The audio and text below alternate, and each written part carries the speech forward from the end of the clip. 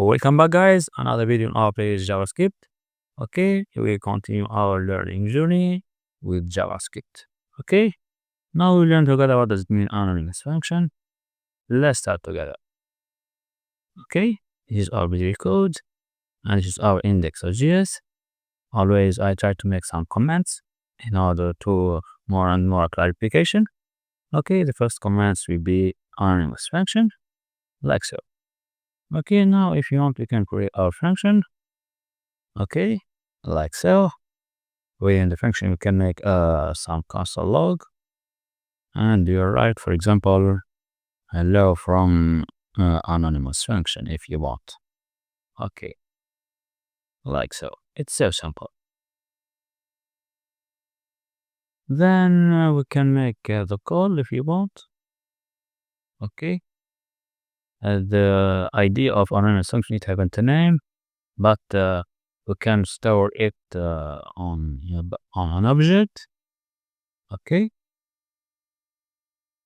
I will make a let or const sum equal to the function, like so. Okay, so simple.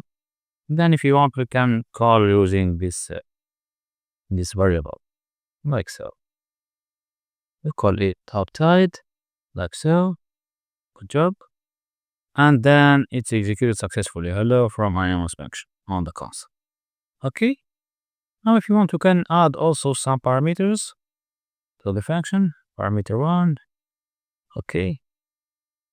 Then parameter 2. Like so. Okay. Good job. Okay. Let's correct parameter 1. Okay. Like so. Good.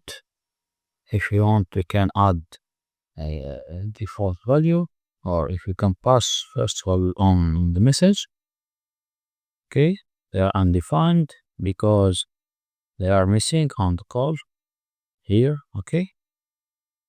And now if you want, you can add a default value for parameters, an empty string for every parameters.